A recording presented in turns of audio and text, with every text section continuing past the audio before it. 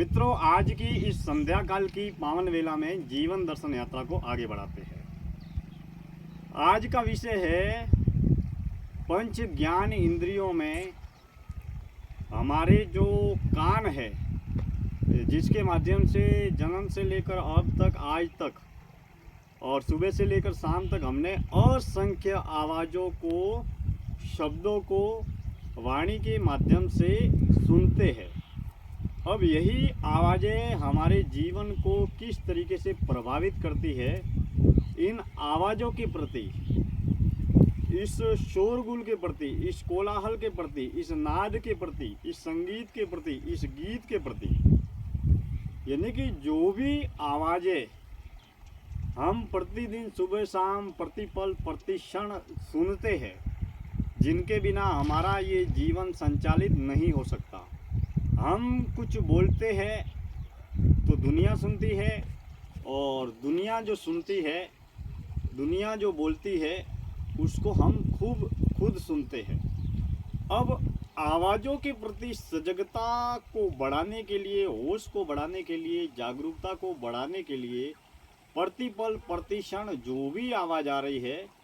उसके प्रति हम वर्तमान में रहकर अगर उसको सुनने का प्रयास करें, होश में रहे, बोध में रहे कि कब कौन सी आवाज़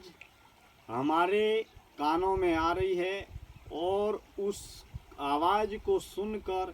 हमारे भीतर क्या क्रिया प्रतिक्रिया हो रही है, देह में क्या घट रहा है, मन में क्या घट रहा है, प्राण में क्या घट रहा है, जीवन में क्या घट रहा है। इन आवाज़ों का बहुत बड़ा अहम किरदार है हमारे जीवन के निर्माण में। पंच ज्ञान इंद्रियों में जो कानों के माध्यम से सुबह से शाम तक हम सुनते हैं, इन आवाज़ों को लेकर जागरूक रहे, और हम शांत एकांत अवस्था में जितनी भी आवाज़ें आती है, कोई बोलता है तो आवाज़ें आती है, कभी पशु पक्षी की आवाज़ आती है, कभी घंटी की आवाज़ आती है, किसी के बोलने की आवाज़ आती है, तो हम सुबह से लेकर शाम तक असंख्य आहत नाद अर्थात जो आहत से पैदा होती है, जो टकराने से पैदा होती है, उस आहत नाद को हम सुनते हैं। अब हम उन आवाज़ों के प्रति जागरूक बने रहें, और उन आवाज़ों को सुनकर हमारे भीतर क्या घटित हो रहा है, उसके प्रति भी अगर हम जागरूक बने रहें,